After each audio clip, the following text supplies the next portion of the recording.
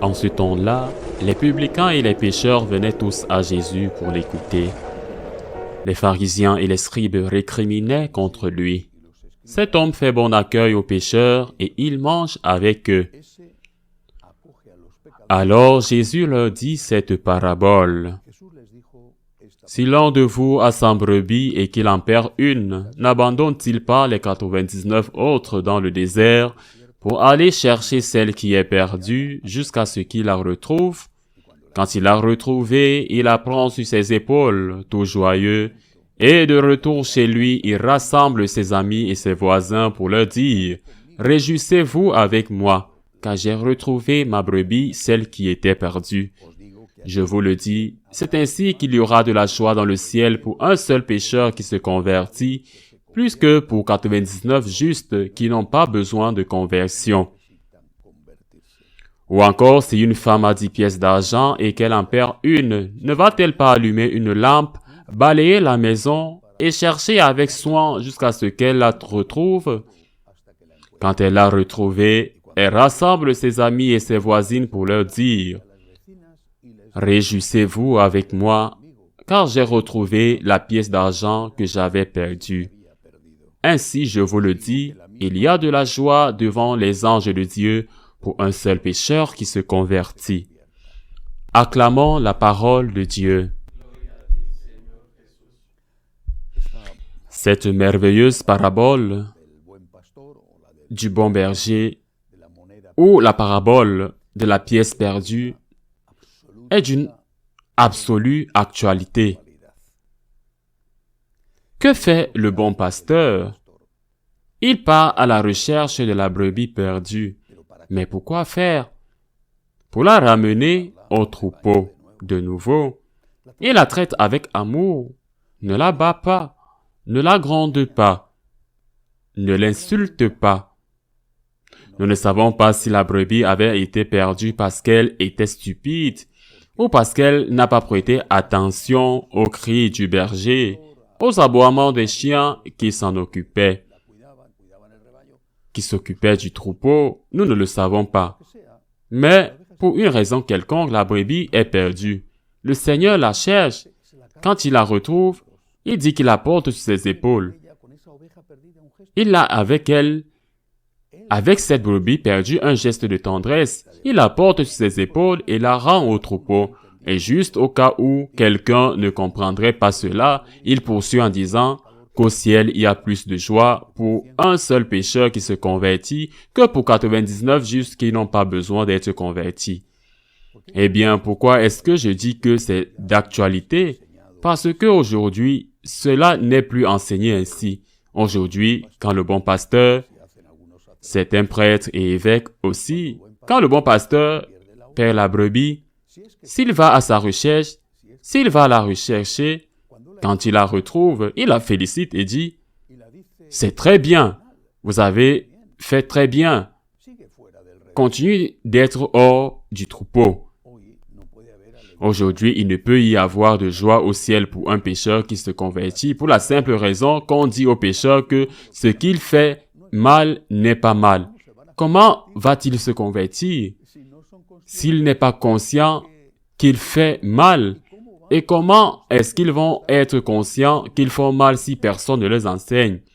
Et comment quelqu'un va-t-il leur enseigner s'ils font mal, si ceux qui enseignent ont été mal enseignés? Le Seigneur est venu pour sauver ce qui a été perdu, afin qu'ils puissent se convertir, pour qu'ils puissent vivre. Il n'est pas venu dire à celui qui est perdu, continue d'être perdu. Il n'est pas venu dire au pécheur de toujours être un pécheur. Il n'est pas venu le dire au pécheur. Le vôtre n'est pas un péché. Il est venu nous dire, je t'aime. Je t'aime tel que tu es. Mais tu dois te convertir précisément parce que je t'aime.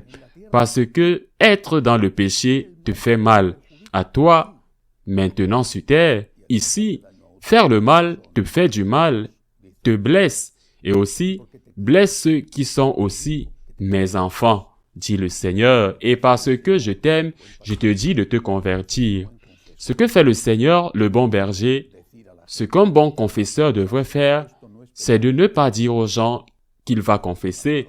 Ce n'est pas un péché quand il est évidemment vrai que c'est un péché, pas quand ce n'est pas le cas. Ce que font le bon pasteur ou le bon confesseur n'est pas de gronder, ne pas tourmenter, ne pas transformer le confessionnal en salle de torture, féliciter même le pénitent, non pas parce qu'il a manifestement péché, mais parce qu'il a été capable de se repentir et d'avoir ce but d'amendement. Le bon pasteur part à la recherche de la brebis perdue. Quand il la retrouve, il ne la gronde pas, ne la maltraite pas, ne l'insulte pas. Et il pourrait le faire parce qu'il est innocent, alors que nous, bergers, avons aussi chacun nos péchés, et nous ne serions pas dans le groupe des 99 justes qui n'ont pas besoin de se convertir. Il n'y a jamais eu 99 justes qui n'ont pas besoin d'être convertis. Nous ne devons pas confondre la miséricorde avec le péché, avec la miséricorde avec le pécheur. Avec le pécheur, la miséricorde doit être totale, et avec le péché, nulle. Le péché ne peut pas recevoir miséricorde. Le pécheur peut le recevoir. Le pécheur le fait. Le pécheur doit recevoir la miséricorde, mais le péché ne le fait pas. Nous pouvons bénir le pécheur, embrasser le pécheur, aller à sa rencontre, aller manger avec lui comme Jésus l'a fait. Nous pouvons être à ses côtés, nous pouvons nous sentir proches, mais nous ne pouvons pas bénir le péché. Parce que dans ce cas, si nous le faisions d'abord, nous irions à l'encontre de ce que dit Jésus, de ce que le Christ a fait et enseigné. Deuxièmement, nous ferions un mal énorme aux pécheurs. Certains sages et instruits, pauvres, pensent que les pécheurs veulent qu'on leur dise que ce qu'ils font n'est pas un péché. Ils ont complètement tort. Peut-être qu'il y en aura la plupart des pécheurs qui veulent être traités avec amour, à ne pas être trompés. C'est comme si quelqu'un qui fume voulait que le médecin lui dise « Eh bien, continue de fumer, que c'est très bien pour tes poumons. Tu verras à quel point tu es en bonne santé. » À la place, celui qui fume et commence à avoir une toux suspecte parce que ce que tu veux, c'est que le médecin te dise « Regarde, tu as ce problème, il y a un moyen de le réparer. » Vous ne voulez pas que le médecin vous le dise. Vous continuez à fumer. Vous voulez que le médecin vous le dise. Il y a un moyen de le réparer. Il y a un moyen de vous guérir. Il y a un moyen d'arrêter de fumer.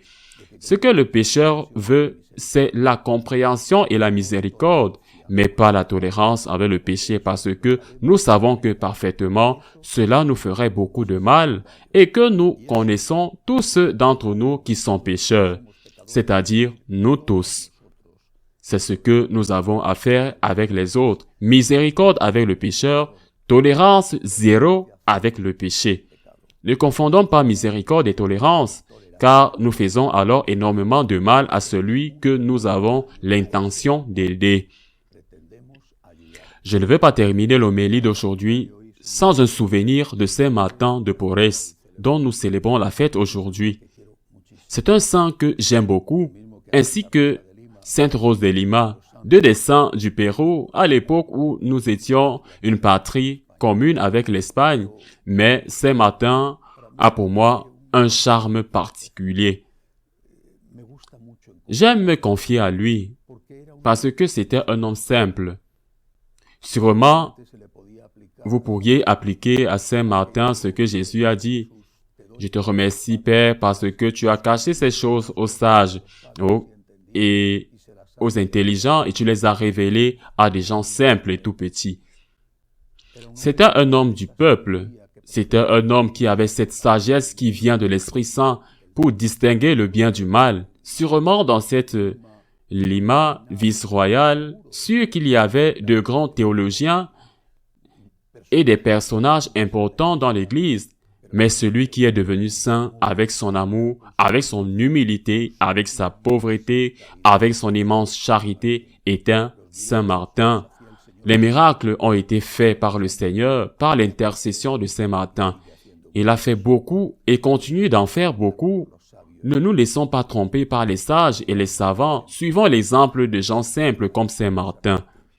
Ainsi soit-il.